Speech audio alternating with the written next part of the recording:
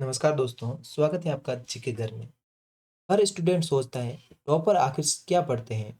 तो सुनो, वो कोई एक्स्ट्रा नोट्स नहीं, बस वही क्वेश्चन बार बार रिवाइज करते हैं जो एग्जाम में आते हैं।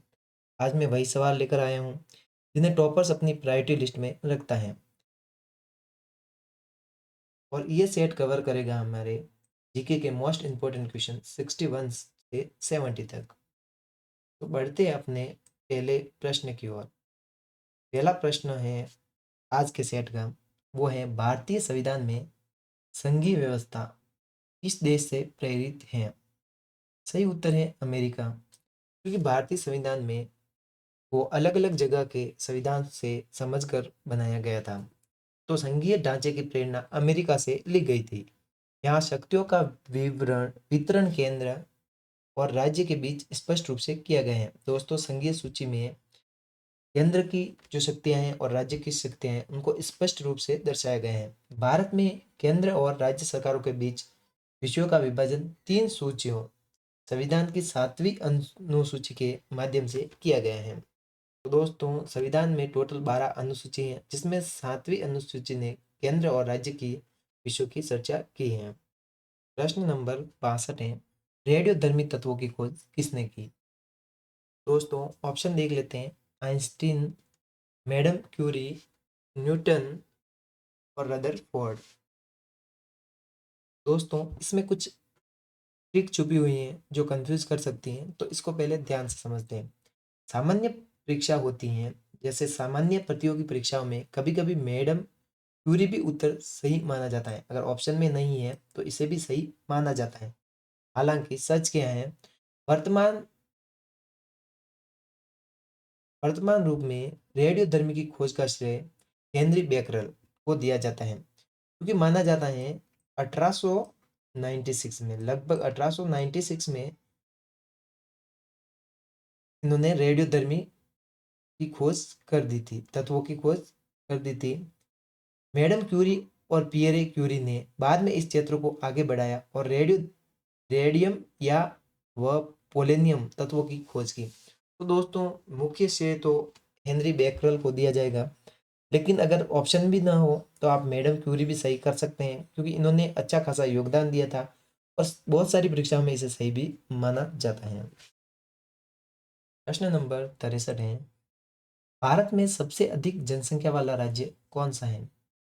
दोस्तों, ये इतनी बड़ी उपाधि उत्तर प्रदेश के पास है। किसके पास है दोस्तों? उत्तर प्रदेश के पास।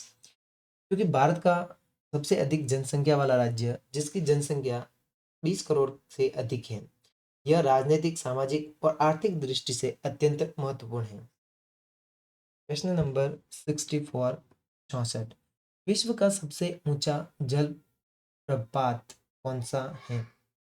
दोस्तों, ये क्वेश्चन थोड़ा लग सकता है अलग है, लेकिन ऐसे क्वेश्चन जरूरी है। सही उत्तर है Angel Falls. Angel Falls Angel Falls Venezuela में स्थित है।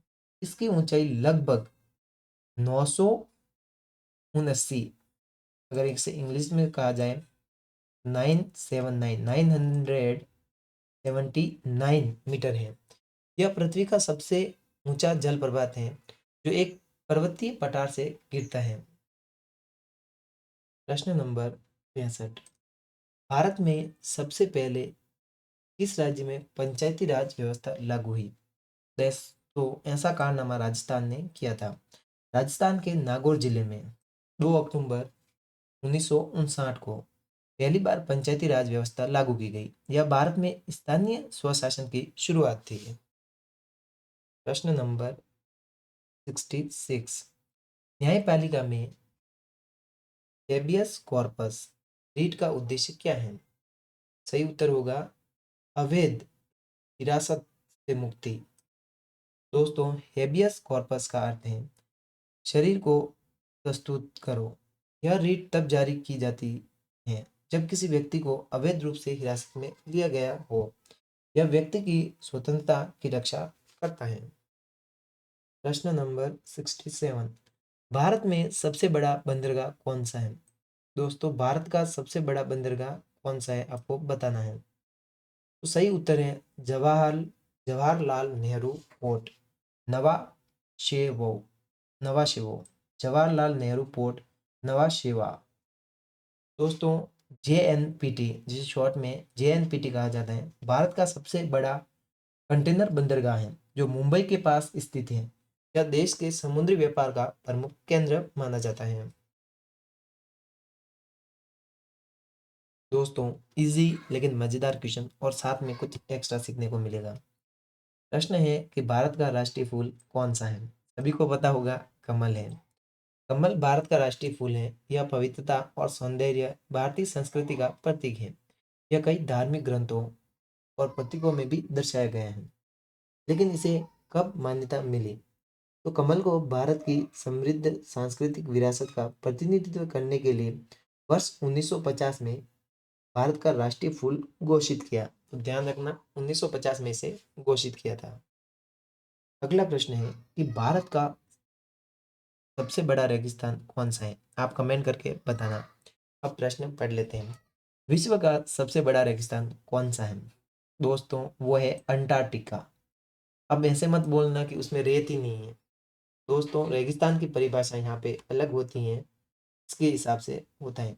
अंटार्कटिका भौगोलिक रूप से एक ठंडा रेगिस्तान है। यहाँ वर्षा अत्यंत कम होती है। यह सहारा से भी बड़ा है और पृथ्वी का सबसे बड़ा रेगिस्तान माना जाता है। हालांकि कभी कभी लोग इस तथ्य से गलत मानते हैं, लेकिन रेगिस्तान की परिभाषा में ठंडे रेगिस्तान भी शामिल होते हैं। इसलिए अंटार्कटिका विश्व का सबसे बड़ा रेगिस्तान है। प्रश्न नंबर 70, भारत में सबसे पुराना उच्च न्यायालय कौन सा है? दोस्तों आपको पता है क्या भारत का सबसे पुराना उच्च न्यायालय कौन सा है? वो है दोस्तों कलकत्ता उच्च न्यायालय। क्या है दोस्तों? कलकत्ता उच्च न्यायालय। इसको भारत का सबसे पुराना उच्च न्यायालय बोला जाता है। सबसे बड़ी बात, कलकत्ता उच्च न्यायालय की स्थापना 1862 में हुई थी। दोस्तों डेट याद रखना, हो सकता है एग्जाम में पूछ ली जाए तो फिर क्या करोगे। 1862 में हुई थी। यह भारत का सबसे पुराना सर्वोच्च न्यायालय है। यह ब्रिटिश शासन के दौरान स्थापित हुआ था। तो दोस्तों इतना पुराना है, ब्रिटिश शासन के समय इसको क्या किया गया था? स्थापित किया गया था। तो दोस्तों आपको पता चल गया होगा, टॉपर अलग अलग नहीं सही क्वेश्चन पढ़ते हैं। इन क्वेश्चन को रोज रिवाइज करो क्योंकि ये सिलेक्शन की असली की बन सकते हैं।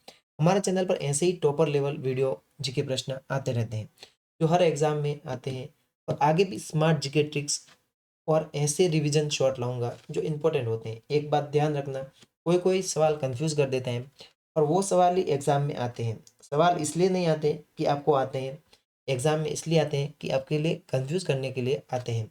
तो कभी कभी ध्यान से देखें, दोबारा वीडियो देखने की जरूरत पड़े तो देख लें। चैनल को सब्सक्राइब करो, बेल आइकन दबाओ, क्योंकि अब आपकी बारी है टॉपर बनने की।